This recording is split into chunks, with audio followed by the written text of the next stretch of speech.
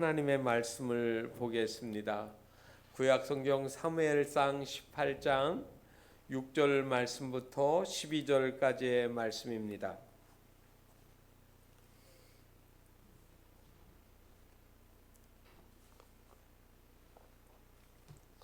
사무엘상 18장 6절 말씀부터 12절까지 우리 함께 봉독하시겠습니다. 무리가 돌아올 때 곧 다윗이 블레셋 사람을 죽이고 돌아올 때 여인들이 이스라엘 모든 성읍에서 나와서 노래하며 춤추며 소고와 경새를 가지고 왕 사울을 환영하는데 여인들이 뛰놀며 노래하며 이르되 사울이 죽인 자는 천천히요 다윗은 만만히로다 한지라. 사울이 그 말에 불쾌하여 심히 노하여 이르되 다윗에게는 만만을 돌리고 내게는 천천만 돌리니 그가 더 얻을 것이 나라 말고 무엇이냐 하고 그날 후로 사울이 다윗을 주목하더라. 그 이튿날 하나님께서 부리시는 악령이 사울에게 힘있게 내림에 그가 집안에서 정신없이 떠들어대므로 다윗이 평일과 같이 손으로 수금을 타는데 그때에 사울의 손에 창이 있는지라. 그가 스스로 이르기를 내가 다윗을 벽에 박으리라 하고 사울이 그 창을 던졌으나 다윗이 그의 앞에서 2번 피하였더라. 여호와께서 사울을 떠나 다윗과 함께 계심으로 사울이 그를 두려워한지라. 아멘. 그리스도인의 마음 다스리기, 오늘은 네 번째입니다. 시기심에 대한 말씀을 드리려고 합니다. 오늘 제목은 제가 보았던 책 제목 중에 하나입니다. 침묵의 죄. 말하지 않으면서 마음속에 가지고 있는 시기심에 대한 겁니다. 우리가 참 행복하게 그리고 기쁨으로 그리고 하나님을 기쁘시게 하며 살려고 하면 이 마음속에 남들에게 보여지지 않지만 내 안에 감추인 이 시기심을 제거할 때 우리 안에서 하나님을 믿는 참 기쁨이 일어나게 될 줄 믿습니다. 한 수도사가 사막에서 인격의 성숙, 신앙의 깊이를 위해서 예수님처럼 금식하며 기도하기 시작을 했습니다. 음식도 안 먹고 아침부터 저녁까지 틈틈이 묵상하고 기도하면서 그리고 긴 시간을 보내고 있습니다. 그래서 처음에는 마귀들이 별로 대수롭지 않게 생각하다가 하루가 지나고 이틀 지나 자꾸 시간이 지나가는데 이 수도사가 깊이 들어가는 거예요.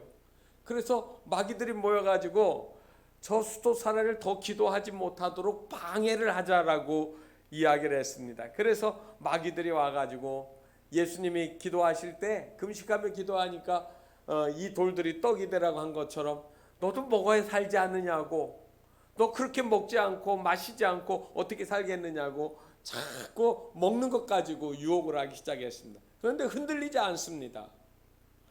그 다음에 여러 가지 너는 정말 그렇게 하면 하나님이 너와 함께 하시고 내 기도 들어줄 줄 아느냐고 의심을 갖다 넣어주는데도 흔들리지 않아요.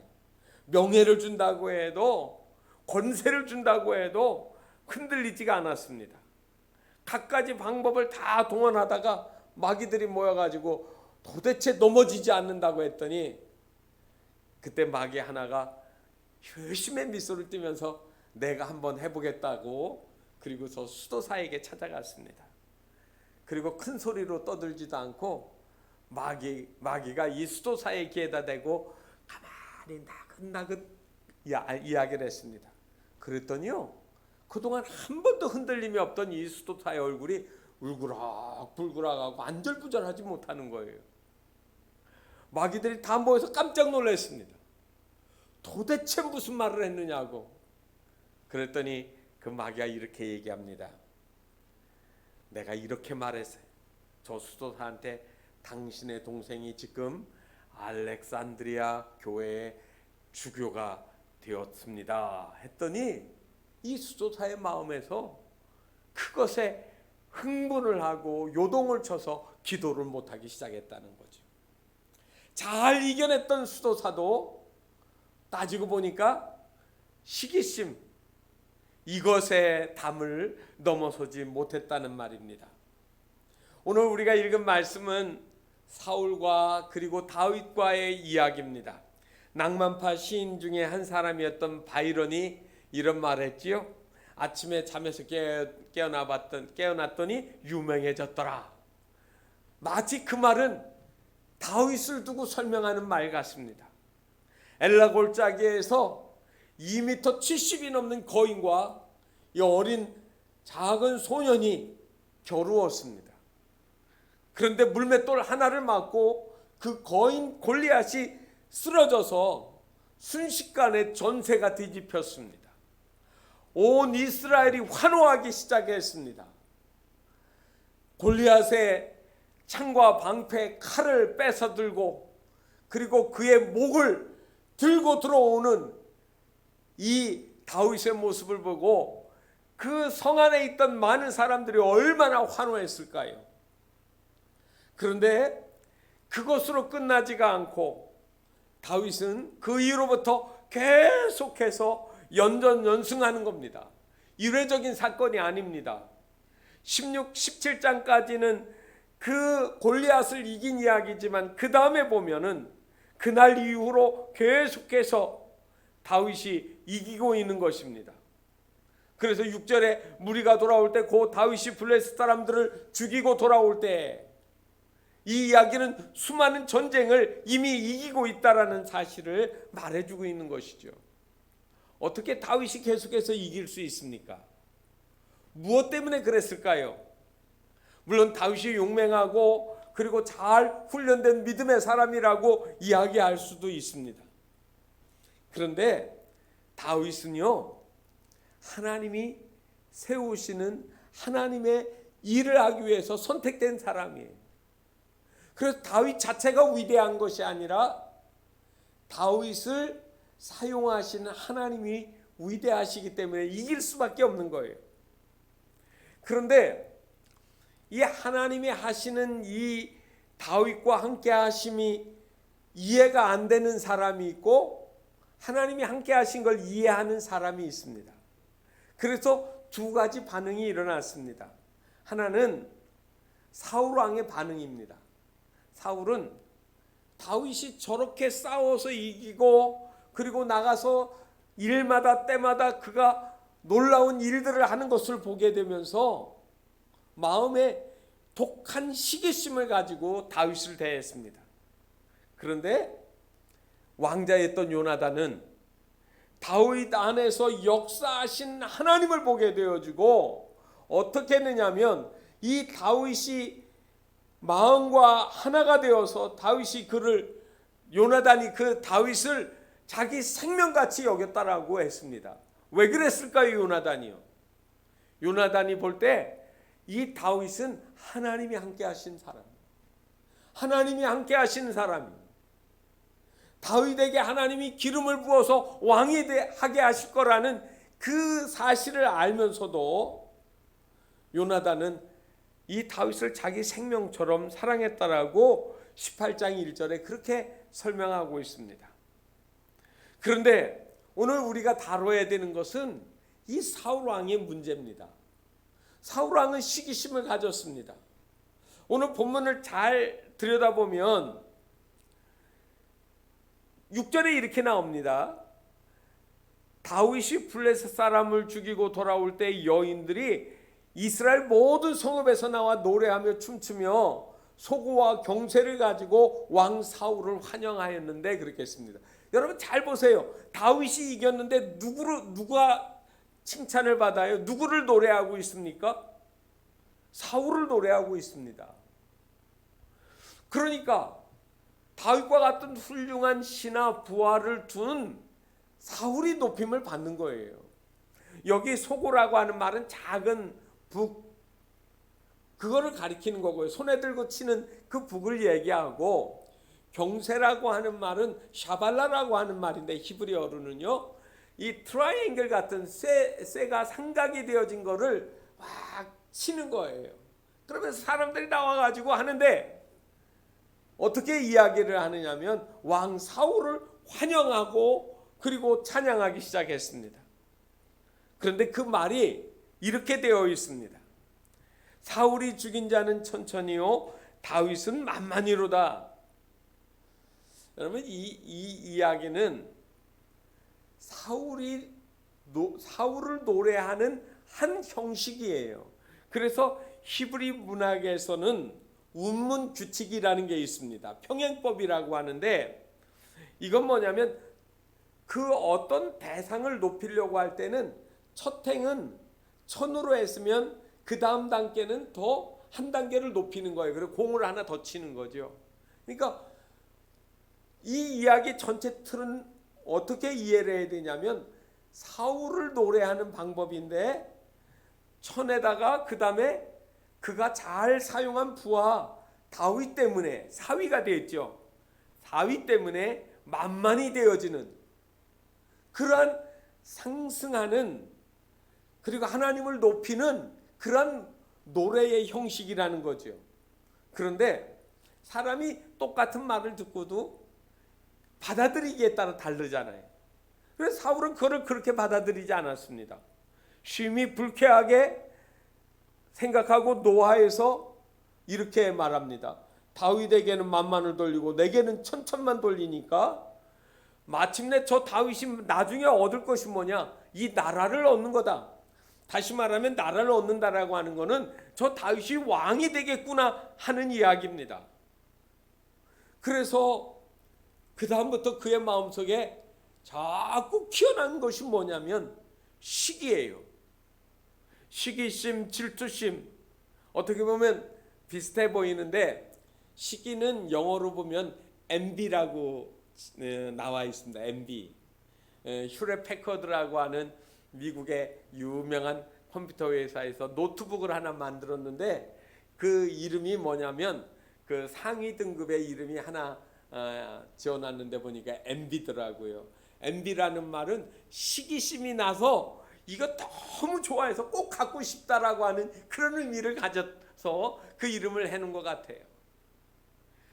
그런데 이 질투라고 하는 말은 영어로 쓸 때는 jealous라고 씁니다. jealous. 그래서 이 시기심하고 질투하고를 구분을 해요. 그런데 이 시기심은 여러분 대개는 상대 1대1의 관계에서 나오는 거예요. 그런데 질투는 대개는 삼각관계에서 형성이 되어지는 것이죠. 그리고 어쨌든 그러하지만 이 이야기들은 비슷한 이야기를 가지고 있지만 그러나 이 시기나 질투는 그 감정이 결국은 파멸적이라는 거예요. 자기를 상처를 입히고 자기 영혼을 망하게 하고 마침내는 자기 육신까지 파괴하는 아주 나쁜 것이 되어지는 것입니다. 그래서 오늘 여기 성경에 보면 그런 마음을 갖고 나니까 10절에 이렇게 이야기합니다. 그 이튿날 속으로 그 전날의 그 승리로 인해 가지고 온 도시의 사람들이 다 뛰쳐나와서 찬양하고 좋아했는데 이 10절에 보니까 이렇게 얘기해요. 그 이튿날 하나님께서 부리시는 악령이 사울에게 힘있게 내리매. 아이고 여러분 생각해보세요. 이 하나님이 이 악령을 보냈다는 얘기가 아니에요. 악령이 그렇게 하려고 하는 걸 그냥 놔둔 거지요. 그래서 결국은 어떻게 됩니까? 사울에게 하나님이 더 이상 보호하시지 않는 거예요. 잘 아시는 것처럼 이스라엘이 광야길에 있을 때 확 불평하니까 하나님이 불뱀이 나와서 그들을 물게 했어요. 이 불뱀은 광야에 없었던 게 아니에요. 늘 있었는데 하나님이 함께 동행하시면서 막으니까 저희들이 하나도 이스라엘을 해하지 못한 거예요. 그런데 하나님이 더 이상 너희들을 내가 돌보지 않겠다. 그러니까 어떻게 됐습니까? 그동안 하나님이 막았던 것들을 하나님이 손을 딱 놓으니까 그 다음에 그 광야에 깔려있던 수많은 불뱀들이 나와서 이스라엘 사람들을 왕물기 시작한 거예요. 마치 그와 같은 이야기입니다. 하나님이 더 이상 사울과 함께 하시지 않기 시작했어요. 그 마음에 더러운 마귀가 들어가는 거예요. 악한 영이 그를 지배하기 시작을 했습니다. 그래서 그 다음부터는 평안이 깨어지고 감사가 없어지고 소망도 없어지고 미래도 없어져요. 어떻게 됐습니까? 여기 보니까 그가 집안에서 정신없이 떠들어댔어요. 미친 사람처럼 중얼중얼 막 소리 지르고 제멋대로, 쉽게 말하면 고장난 거예요. 영어로 고장났다고 할 때 out of order, out of control 이런 말을 써요. 조절이 안 되는 거예요. 통제 밖으로 나간 거예요. 하나님이 함께 하시지 않는 사람의 삶이 그거 아닙니까? 그 대표적인 게 뭐냐면 시기심이에요. 시기심 때문에 여기 오늘 극단적으로 나오는데, 다윗이 수금을 타고 있을 때 이 사울이 손에 창을 들고 그 다윗을 벽에 박아 죽이겠다. 다시 말하면 세게 창을 던져서 창이 그를 꿰뚫고 벽에 박히면은 그렇게 되겠지요. 그래서 그를 벽에 박으리라고 하고 창을 죽일 의도를 가지고 던졌는데 다윗이 그것을 2번이나 피하였다라고 성경이 이야기하고 있습니다. 시기의 감정이 얼마나 무서운지를 우리에게 보여주고 있지 않습니까? 그래서 우리는 이 시기와 질투심이 우리의 인생에 얼마나 해로운 것인지를 알아야 됩니다. 남의 좋은 꼴, 남에게 대해서 좋은 말하는 것들을 기뻐하지 않아요. 그래서 이 시기심은 치유받아야 될 영적, 정서적, 그리고 인격적인 그런 질병이라는 겁니다. 그러면 우리가 이 시기심을 어떻게 이기고 극복할 수 있을까요? 그럼 먼저 시기심이 어디에서부터 왔는지를 우리가 이해해야 되지 않겠습니까? 국어 대사전에 보니까 시기라는 그 한자 말이요, 이렇게 되어 있습니다. 시기할 시 꺼릴 기. 뭐 시기할 시니까 시자는 그렇다 되는데 기자가 꺼릴 기자예요. 상대방을 이렇게 기쁨으로 받아주지 못하는 거예요. 그래서 남이 잘 되는 것을 셈하고 미워하는 것이라고 정의를 내려놨습니다. 그런데 여러분, 이 시기심은 인간의 본성이라는 거예요. 가인이 최초의 살인자가 된 것도 시기심이에요. 그래서 시기심이 분노화되어지고 분노와 결국은 아우를 죽이는 것 되지 않습니까? 라헬은 언니를 두고 무지무지하게 시기를 했습니다. 자기가 할 수 있는 모든 방법을 다 사용해서 언니와 남편 야곱하고의 관계를 떼어놓으려고 노력을 했던 적이 있습니다. 고린도 교회에도 분파가 있었는데 이것 다 시기심이었습니다. 그래서 잠언 14장 30절에 보면 이 시기는 뼈를 상하게 한다, 썩게 한다라고 그렇게 이야기를 합니다. 뼈가 썩는 거예요. 많은 질병들은 살갗이 썩고 뭐 다쳐서 피가 흘릴 수 있지만 이거는 속 깊은 곳에서부터 내 인격을 망가뜨리고 내 영혼을 망가뜨리는 일이 되어지는 겁니다. 고린도전서 13장에 보면 사랑은 뭐 하지 않는다고 한 줄 아세요? 시기하지 않으며 그렇게 얘기합니다. 남이 잘 되는 것들을 배합하지 않는다는 말이에요. 시기가 들어가면 사람이 깨어지게 마련입니다. 시기는 시기로 끝나지 않습니다. 미움을 만들고 그리고 험담으로 이어지고 그리고 그것으로 인해서 상대가 나로부터 멀어지도록 만드는 거예요. 그러면 이 시기가 어디부터 나왔느냐? 첫째로 말씀을 가만히 보면, 오늘 첫 번째 말씀을 보면 비교하는 마음에서 나오기 시작했습니다. 자기 부하이고 사위인 이 다윗, 자기에게 충성하는 이 다윗을 자기의 왕권과 그의 인기를 놓고 비교하고 있습니다. 사실 비교하는 것은 사람에게 주어진 하나님의 중요한 인식 능력 중에 하나입니다. 비교하는 것이 어떤 때는 긍정적인 효과도 있습니다. 가치 있는 일입니다. 이게 중요한 일인지 이게 중요한 일인지 비교해서 중요한 일 먼저 해야 됩니다. 이게 어떤 일이 더 급한 일인지 이것인지 저것인지도 구분해야 됩니다. 요즘에는 물건 살 때 다 어떻게 하죠? 인터넷 놓고 가격 싼 거 똑같은 물품인데 싼 거 놓고 비교하는 겁니다. 그럼 뭐 우리가 잘 아는 여러 그 쇼핑몰들이 있는데 거기 다 비교를 하지 않습니까? 그리고 똑같은 물건도 얼마에 올렸느냐에 따라서 판매가 되고 안 되기도 하는 거예요. 그래서 좋은 것들을 싸게 저렴하게 살려고 노력하는 거 아닙니까? 또 회사에서는 어떤 사람을 뽑으려고 하지요? 그 회사에 꼭 필요한 사람이 어떤 사람일까를 공고를 해서 여럿을 놓고 그 중에서 가장 뛰어나고 좋은 사람을 뽑으려고 하는 겁니다.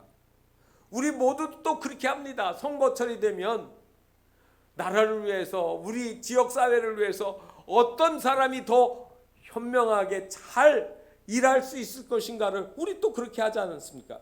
그래서 이 비교가 우리가 늘 생활 속에서 하는 거예요. 객관화된 거예요. 그런데 여러분 이거를요 조금 생각을 틀어서 해보세요. 육상 경기장에서 선수들이 달리기 시합을 합니다. 그런데 객석에서 관중석에서 내 편이 이기라고 박수 열심히 치는 사람은 그냥 그게 1등을 못해도 그렇게 받아들이기가 쉬워요. 그런데 선수로 뛴다고 생각해 보세요. 같이 뛰고 있는 선수들은 감정이 다른 겁니다.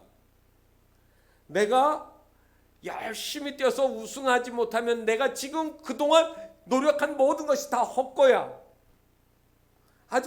그래서 모든 것들이 다 무너지는 절망감을 느끼게 되는 거 아니겠습니까? 비교 대상에 내가 들어가 있기 때문에 그런 거예요. 내가 비교할 때하고 비교 대상이 되게 되었을 때하고는 생각이 다른 거 아닙니까? 제가 그래서 이거를 가지고 4가지를 놓고 여러분에게 질문하겠습니다. 여러분은 어디에 들어가 있나 보세요. 첫 번째, 비교할 때 나보다 잘난 사람을 만나면 나는 그 사람을 외면하고 나보다 못난 사람만 찾아다닌다. 그게 첫 번째입니다. 방법이에요. 두 번째, 나보다 잘난 사람을 만나면 몰래 그 사람을 흉보고 그의 잘난 것 별거 아니라고 깎아낸다. 이게 두 번째. 세 번째는 나보다 잘난 사람 만나면 그를 부러워하고 나도 언젠가 그러한 사람이 되도록 스스로 훈련하며 다짐해 본다. 세 번째.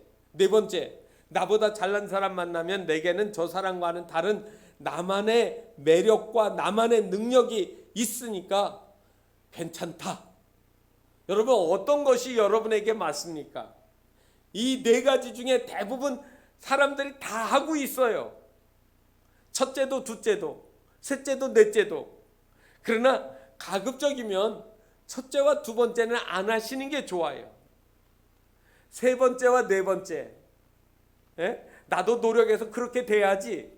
그리고 나는 저 사람이 가지지 않은 나만의 특징이 나에게도 있지라고 생각하고 살아가야만이 자기 자존감도 괜찮고 그리고 비교에서부터 자유로워질 수가 있습니다.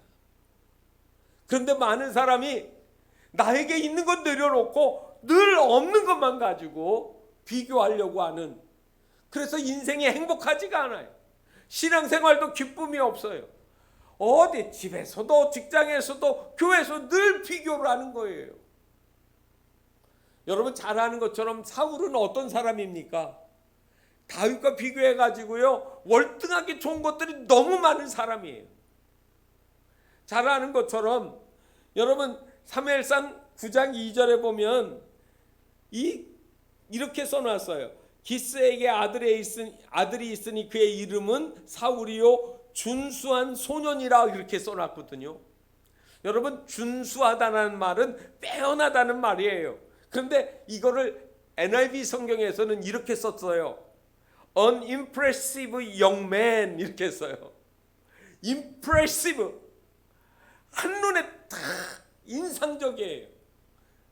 괜찮아요. 뛰어나요. 심지어 얼마나 매력적인지 보기만 하면 사람들이 막 그냥 전부 다 열광해요. 요즘엔 뭐 그냥 미스터 트롯 해가지고 누구 유명하지 막 그냥 팬들이 그렇게 많이 생겼다는데 그거보다 훨씬 더 뛰어난 것 같아요. 그래서 또 하나 그를 표현하는 말이 있는데, 이스라엘 자손 중에 그보다 더 준수한 자가 없고 키는 모든 백성보다 어깨 위만큼 컸더라. 여러분, 이게 사무엘상 9장 2절 하반부에 있는 이야기입니다.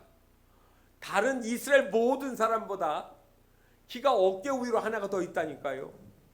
여러분, 10cm만 나보다 커도요 상당히 우역감을 느껴요. 그런데 어깨 위로 하나가 있어요. 요새 말로 하면 몸짱이에요.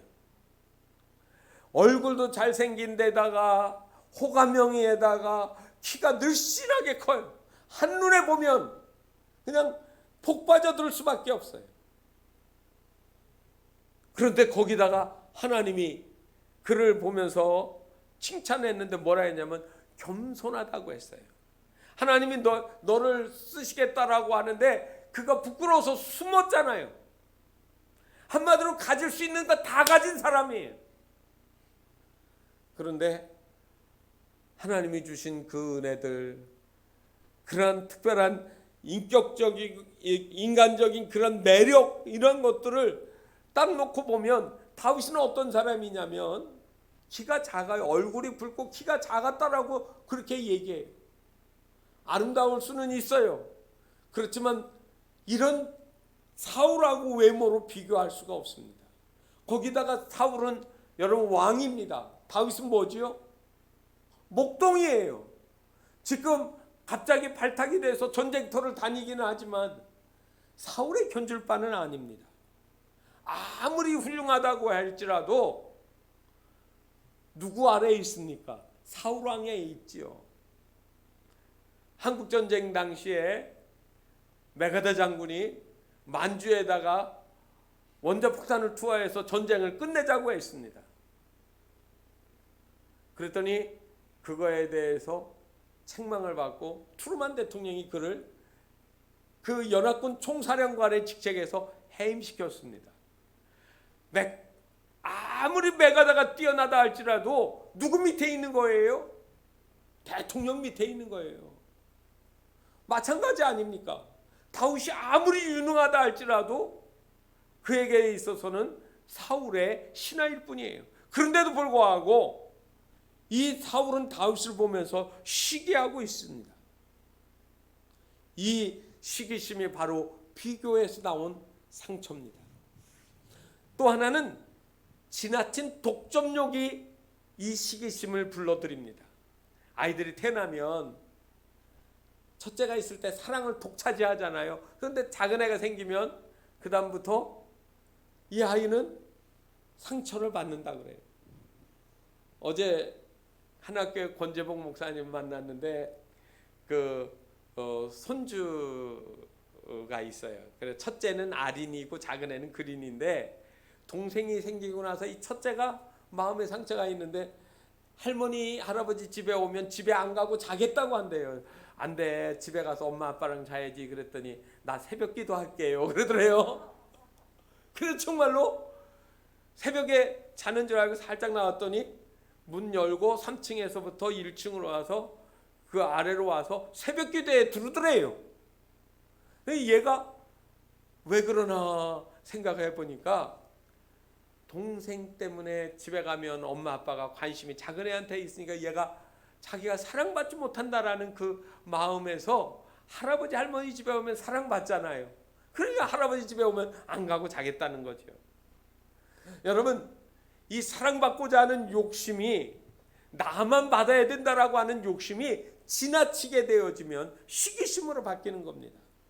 라헬이 14년 동안이나 여러분 누구를 위해서 일했어요? 야곱이 라헬을 위해서 일했어요. 7년 일하고 결혼식을 하면서 들어가서 아침에 보니까 라헬이 아니고 누구였습니까? 레아였잖아요. 그리고 또 7년을 또 일해서 14년을 일해서 얻은 사람이 누구예요? 라헬입니다. 라헬. 그런데 문제가 뭐냐면 언니 레아가 먼저 자식을 낳는 거예요. 그게 못 견뎌요. 남편 야곱이 그 태어난 아기에게 관심이 쏟기 위해 가지고 자꾸 언니 레아의 방으로 들어가는 거예요. 그래서 그걸 못 견뎌서 자기 여종을 주고 동침을 해가지고 아이를 낳으라고 남편을 괴롭힙니다. 여러분, 많은 사람들이 자기에게 있는 것보다는 없는 것 가지고 그렇게 하는 거잖아요. 탈무드에 보면 이런 이야기가 있습니다. 어느 날 두 사람이 여행을 하는데 거기에 천사가 같이 여행을 하게 됐습니다. 나도 당신들이 가는 목적지 방향으로 가니까 같이 갑시다 해서 가게 되었습니다. 함께 여러 날 같이 여행을 하다가 마지막에는 이제 헤어질 시간이 되었습니다. 그런데 그 두 사람들을 가만히 보니까 한 사람은요 아주 욕심쟁이에요. 그런데 또 한 사람 보니까 아주 이 사람은 질투심이 많은 사람. 두 사람이 이렇게 가면서 티격태격 하는 것을 보았습니다. 그래서 마지막 이제 천사가 헤어질 때 이 두 사람한테 이야기를 했습니다. 제가 여러분하고 같이 여행을 했는데 이제 헤어질 시간인데 제게 소원을 말해 주시면 제가 그 소원을 이루어 드리겠습니다. 그런데 이렇게 하겠습니다. 첫 번째 분이 원하는 거를 제가 들어드리면 그 똑같은 거를 그 두 번째 사람에게는 배로 주겠습니다. 두 사람은 너무 기뻐했습니다. 뭐를 달라고 할까 펄펄펄펄 뛰다가 가만히 생각하니까 욕심 있는 사람이 생각하는 거예요. 내가 더 많이 가져야 되잖아요. 그래서 질투심이 많은 사람한테 네가 먼저 말하라고 했습니다. 그런데 질투심 있는 사람은 지구는 못 살거든요. 내가 더 많이. 그래서 욕심쟁이한테 얘기합니다. 내가 먼저 얘기해라. 그래가지고 그 다음부터는 둘이 서로 고민에 빠져가지고 행복하지가 않습니다. 기다리다 천사가 더 이상 말하지 않으면 제가 그냥 가겠습니다고 했더니 질투심을 가진 사람이 욕심을 많이 가진 사람의 멱살을 꽉 움켜잡고 너 지금 당장 얘기해. 안 하면 내가 너 죽일 거야. 그러는 거예요. 그러니까 이 욕심 많은 사람이 손을 딱 부리치고서 눈을 딱 감더니 내가 먼저 할게. 그랬더니 얘기를 하는 거예요. 뭘 하는 거냐면 천사님, 제 소원은 제 눈 하나를 뽑는 겁니다. 여러분, 결과가 어떻게 됐는지 아시죠? 이 욕심쟁이의 눈 하나 뽑았으면 질투에 불타는 이 사람은 두 눈을 다 뽑는 거예요. 다른 사람 망하게 하고자 나도 망하고 다른 사람 죽게 해야 직성이 풀리는 거. 여러분, 그게 뭡니까? 혼자 다 가져야만이, 남보다 더 많이 가져야만이 행복해지는 거 아닙니까? 어떻게 해야 될까요? 여러분, 이걸 어떻게 이겨야 이길 수 있을까요? 여러분, 제가 세 가지를 말씀을 드리겠습니다. 시기심을 극복하려면 여러분, 무엇보다 내게 있는 것, 내가 가지고 있는 것, 그거 감사하셔야 합니다. 모든 시기심의 밑바닥에는 하나님에 대한 시비심이 있습니다. 시기심 말고 시비가 있는 거예요. 하나님 공평하지 않다. 왜 저 사람에게만 저렇게 잘해주느냐? 나에게 없는 거 왜 저 사람에게 있느냐? 이렇게 이야기하면서 하나님의 선하심을 의심하는 거거든요. 그건 하나님이 불공평하다라고 하는 거예요. 하나님이 하시는 일들에 대해서 내가 가지고 있는 그 관점에서 하나님을 원망하는 것 아니겠습니까? 그런데 여러분, 그거 잘못된 겁니다. 하나님 그렇지 않으십니다. 하나님은 다른 어떤 사람보다 저와 여러분을 사랑하고 계십니다. 하나님이 사랑하고 있다는 사실을 기억해야 돼요. 어린아이들이 엄마 아빠가 동생에게 더 관심을 가졌다 할지라도 그거는 자기를 사랑하지 않는다는 이야기가 아니에요. 어리기 때문에 더 손이 간다는 이야기죠. 여러분, 우리의 마음속에서 하나님이 나를 사랑해 주시는 것을 내가 생각하는 가치 기준으로 이야기할 수가 없습니다. 하나님이 어떤 것들을 무조건 나에게 주지 않는다고 할 때에는 거기에 숨겨진 하나님의 뜻이 있다는 말이에요. 하나님은 자동 판매기가 아닙니다. 동전 넣으면 음료수 캔이 툭 떨어지는 것처럼 내가 기도만 하면 다 들어주는 거 아니에요. 마치 아라비안 나이트에 나오는 거인이 나와서 모든 이야기를 다 들어주는 것처럼 내 소원이 무조건 다 들어져야 된다라고 하는 것은 하나님을 모르는 거예요. 하나님은 우리에게 필요한 것을 필요한 때에 주시는 하나님이에요. 그거 지금 가지고 있으면 그 무기가 그 영혼을 해하고 다른 사람에게 더 큰 상처가 될 때는 주시지 않는 거죠. 하나님만이 나에게 가지고 있는 독특한 계획이 있다는 사실을 알아야 됩니다. 시기는 대부분 그래서 거짓에 근거하고 있습니다. 이렇게 이야기를 합니다. 거짓. 이 거짓은 뭐냐면 너는 더 많이 가져야, 남보다 더 우월해야, 남보다 더 똑똑해야 행복하다라고 하는 이야기입니다. 그래서 내가 더 많이 가져야 되고 내가 더 많이 누려야 된다라고 하는 이 사실을 인정하지 않고 그거를 나한테 주는 거예요. 뇌성마비로 너무나 부족한 것이 많았던 송명희 시인을 아시죠? 그 송명희 시인이 불렀던 찬양 중에 나 가진 재물 없으나 나 남이 가진 지식 없으나 하는 노래가 있습니다. 뭐라고 했습니까? 잘하신 그 송명희 시인의 모습 보셨지요? 뇌성마비라 얼굴이 찌그러졌습니다. 입도 틀어지고 손도 틀어졌습니다. 몸도 기울어졌습니다. 걸어다닐 수 없어 휠체어 탑니다. 그런데 여러분, 뇌성마비 환자들은요, 지능은 정상인과 똑같아요. 몸이 내 마음대로 작동을 안 하는 것뿐이에요. 그런데 이 송명희 시인은 자기의 마음을 가지고 이렇게 노래했습니다. 난 남에게 있는 건강 나에게는 없어. 그런데 너희들이 가지지 않은 특별한 것을 하나님이 나에게 주셨다. 그건 뭐냐면 다른 사람들이 못 보는 걸 나는 지금 보고 있어.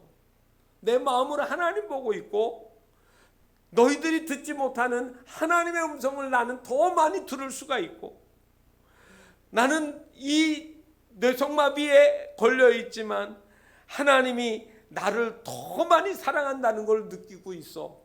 그 이야기를 노래를 한 거예요. 나 남이 모르는 것 깨달았고 가지고 있어.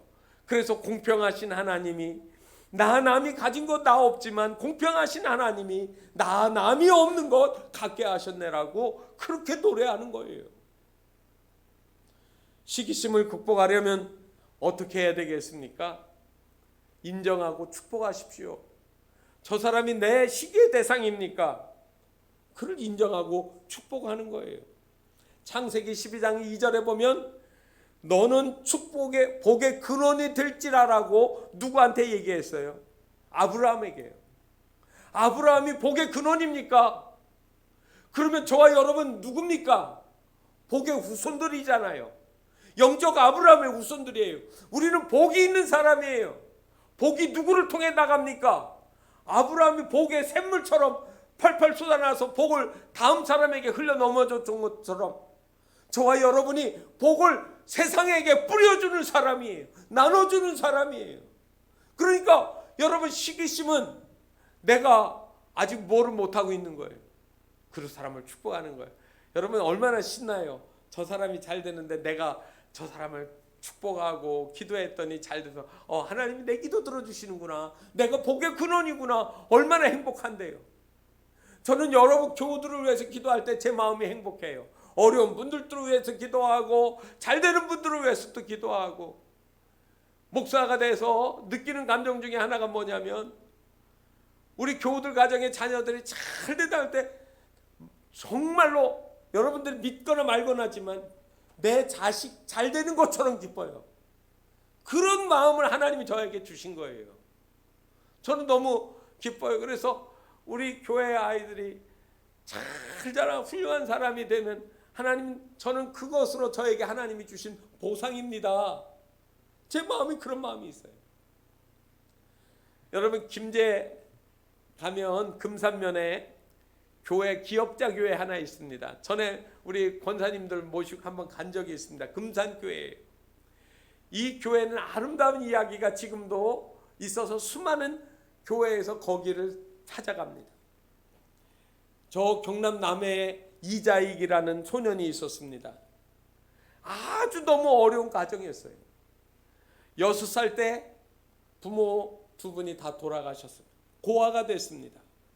그런데 남의 그 섬에 뭐 먹고 살 게 있어요. 그래서 그래도 삶이 괜찮고 농사가 많은 전라도로 부유한 동네로 찾아왔습니다.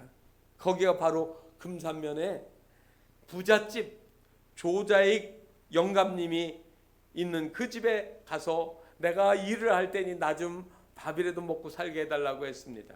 그런데 보니까 이 청년의 눈이 똘망똘망하고 초롱초롱하고 영리하게 생겼으니까 이 집안에서 뭐를 했냐면 마부를 시켰습니다. 말을, 요즘 말로 하면 그 말이 뭐예요? 자가용이에요. 주인 어른이 어디 갈 때 그 말 타고 가야 되고 해야 되니까, 짐 싣고도 아니지만 말이 여러 필이 있으니까, 그래서 그 말을 잘 먹이고 기르고 이렇게 하는 거예요. 그리고 주인이 어디를 가면 어떻게 합니까? 말 고삐를 잡고 시장 갈 때, 장에 갈 때 그 영감 조덕삼 어른을 모시고 갔다 오는 거예요. 자가용 운전사 기사하고 똑같은 거예요. 그런데 어느 날 이 동네에 파란 눈의 선교사들이 들어왔습니다. 그리고 이 조자익 어른이 사는 이 부잣집에 와가지고 복음을 전하기 시작하는데 이 영감님 복음을 받아들였습니다. 예수를 믿게 됐어요. 그래서 교회 갈 때마다 어떻게 해요? 말 고삐 잡고 교회 가는데 이 마부도 같이 가서 주인 어른 있는데 뒤쪽에 앉아서 그 설교하는 말씀을 듣는 거죠. 성경 말씀을 듣는 거예요. 그래서 조자익 영감님도 말씀이 들어갔고 이 마부인 이자익이라는 이 청년의 마음에도 복음이 들어갔습니다. 얼마나 하나님을 잘 믿는지. 어느 날 교회에서 이제 장로님을 세우기 위해 가지고 교회에서 투표를 하게 되었습니다. 그런데 일이 어떻게 됐느냐면 이 조덕삼 이 어른은 떨어지고 말꼬비 잡고 가던 이 마부였던 이자익이가 장로가 된 거예요. 교회가 술렁술렁해지기 시작했습니다. 그때 이 조덕삼 어른이 나가가지고 모든 교우들한테 얘기하면 너희들 나 배신 때렸지? 내가 그냥 안 둘 거야. 이러면 얼마나 얘기가 쉽겠습니까? 그런데 이렇게 얘기했습니다. 이 결정은 하나님이 하신 것입니다. 이제부터 저는 이자익 장로님을 받들어 열심히 교회를 섬기겠습니다. 이렇게 얘기해서 다 끝나버렸어요. 쉽게 말하면 저 마부인 저 청년을 축복하고 인정해 준 거예요. 그리고 몇 해 후에 이 조덕삼 어른도 장로가 되었습니다. 당연히 경제력도 있고 지식도 있고 존경받을 만한 이 조덕삼 장로가 교회의 주축이 되었습니다. 그리고 함께 장로로 일하는 이 이자익이란 자기 집의 마부가 너무 보니까 이거 참 신실하고 사람이 괜찮아서 이 이자익이를 평양신학교로 보내서 목사가 되게 했습니다. 그러한 섬김이 이어졌는데 하나님이, 여러분, 이자익 목사만 복을 받았습니까? 나중에 이자익 목사가 돼서 금산교회에 와서 담임 목사가 됐거든요. 나중에 이야기 알려드릴게요. 그 섬김의 축복으로 이 조덕삼 장로의 손자, 여러분 이제 그분 돌아가셨는데 조세영 전 국회의원, 그 동생 조윤영 또 국회의원, 이 신앙의 가정이 복을 받습니다. 한 집안의 손주들 둘이 장로가 되고 또 국회의원도 되고 사회에 공헌을 했습니다. 이자익 목사의 손자는 이규환 장로가 되어서 나중에 박사가 되었는데 고분자 화학계에 아주 우리나라에 크게 기여하는 그런 학자가 되었습니다. 저는 이자익 목사님도 참 훌륭한 분이지만 조덕삼 장로님이 정말로 훌륭한 분이라고 생각합니다. 여러분, 복을 흘러내보내세요. 훌륭한 하나님의 사람으로 우리가 살아가는 건 바로 이 복을 나눠주는 겁니다. 그리고 여러분, 이 시기심은 결국은 누구와 함께 함으로 이겨나는 거냐면 하나님과 함께 동행할 때 나타나는 겁니다. 하나님과 동행하십시오. 우리에게서는 다만 이 세상뿐이 아니라는 거예요. 가끔 보면 TV에 보면 아주 엄청나게 좋은 집들이 있더라고요. 그거 보면 아유, 세상에 집도 저렇게 만들어 놓고 사는구나 하다가 제가 속으로 그렇게 합니다. 나는 하나님 나라 가면 나는 깜짝 놀라 기절할 거야. 너무너무 좋은 것들 하나님이 나를 위해 준비하셨겠지? 그러면은요, 그게 안 부러워지더라고요. 순식간에. 그냥 놀라울 뿐이에요. 여러분, 우리가 이 땅에 사는 동안에 이 땅의 것들이 우리가 영원한 것을 대신할 수가 없습니다. 잘 아시는 것처럼 이 땅에서 부귀와 영화를 가장 많이 누렸던 사람의 하나를 꼽으라고 하면 솔로몬 왕일 것입니다. 그런데 이 솔로몬이 뭐라고 했습니까? 이 세상을 다 누리고 나서 헛되고 헛되니 헛되고 헛되도다라고 이야기를 했습니다. 세상은 허무한 거예요. 세상은 다 사라지는 거예요. 주와 함께 누리는 것밖에 없어요. 주님과 함께 동행하는 거예요. 에녹의 인생이 하나님과 동행하다가 하나님 나라 가는 것들이 가장 큰 기쁨이 아니겠습니까? 믿음의 사람 노아도 당대의 완전한 자라고 해서 하나님과 동행했다고 했습니다. 아브라함도 가는 곳마다 단을 쌓았고 하나님과 동행했다고 했습니다. 다니엘도 하루에 3번씩 감사하며 하나님과 동행하는 삶을 살았습니다. 요셉을 우리가 보면 요셉이 감옥에서도 꿈을 해석할 수 있었던 건 뭐예요? 하나님이 주시는, 하나님과 동행하는, 하나님이 주시는 소망을 가지고 살았던 거 아니겠습니까? 세상에 수도 없이 많은 시기, 분노, 질투, 원망들이 가득한 이 세상에 우리가 하나님과 동행하고 하나님의 말씀을 붙잡고 주님과 의지하고 이겨나가시는 믿음의 승리자들이 다 되시기를 주님의 이름으로 축원합니다. 기도하겠습니다. 하나님이 우리에게 주신 것은 시기하는 마음이 아니라 사랑하고 용서하고 복을 빌어주고, 그리고 하나님이 기뻐하시는 대로 믿음으로 살다가 천국의 소망 가운데 하나님 나라에 가는 것인 줄 저희들 압니다. 하나님, 쓸데없는 마귀가 우리를 넘어뜨리려고 하는 이 시기심을 우리가 하나님 버리게 하여 주옵소서. 주님과 동행하게 하시고 하나님, 나에게 있는 가장 귀하고 독특한 하나님이 나에게만 주신 특별한 은사들, 이 귀한 것들로 인하여 송명희 시인같이 우리에게 하나님이 주신 것들을 감사하며 믿음으로 살아가는 저들 되게 하여 주옵소서. 그리하여 우리의 어려운 순간순간 고비에서 우리가 이기게 하시고 더 아름다운 복된 삶을 누리며 살게 하옵소서. 예수 그리스도의 이름으로 기도하옵나이다. 아멘.